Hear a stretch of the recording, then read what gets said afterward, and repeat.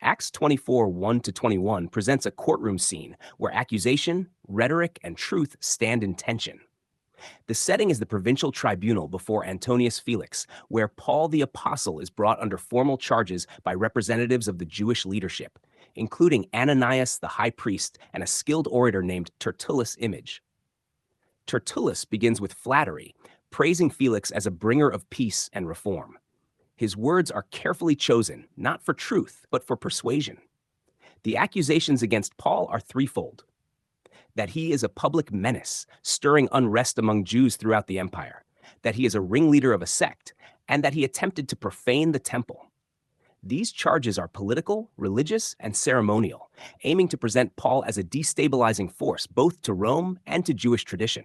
Yet beneath the surface, this is not merely a legal dispute. It is a collision between two covenantal orders.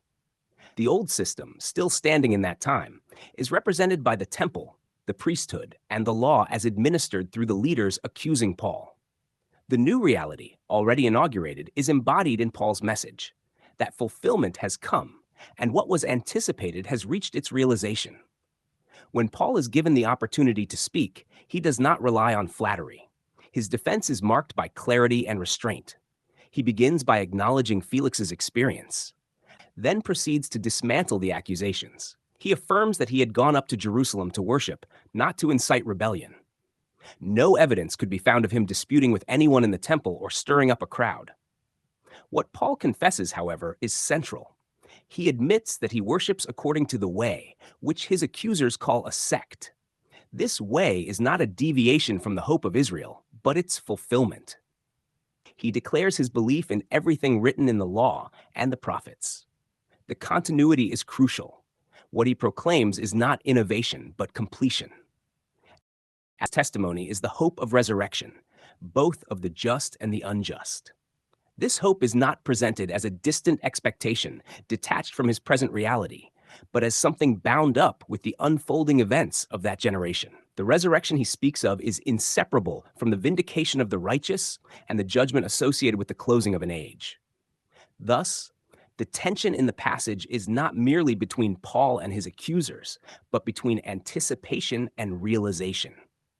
The leaders who oppose him are defending a system that is already passing away, though still visible.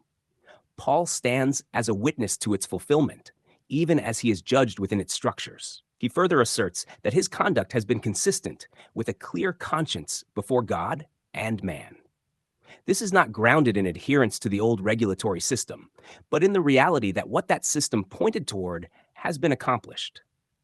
The conscience is no longer shaped by the shadows, but by the substance to which they testified.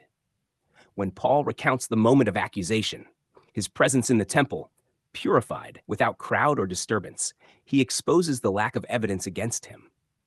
The case is not built on fact, but on resistance to what his message represents. The final point he emphasizes returns again to the resurrection. It is for this reason, he says, that he is on trial, not for sedition, not for sacrilege, but because he affirms that what was promised has come to pass. The division among his accusers themselves, particularly between groups such as the Pharisees and Sadducees, underscores that this issue was already a matter of dispute within their own framework. In this passage, the courtroom becomes a stage upon which the transition of ages is revealed. The accusations arise from those who remain aligned with what was provisional, while the defense rests on the declaration that the anticipated fulfillment has arrived. Paul does not defend himself by appealing to the preservation of the old order, but by testifying to its consummation. Thus, Acts 24, 1-21 is not merely an account of legal defense, but a window into a moment where two realities overlap, one fading, one fully established. The charges cannot stand, not because they are skillfully refuted alone, but because they are rooted in a misunderstanding of what time it is in the unfolding purpose of God.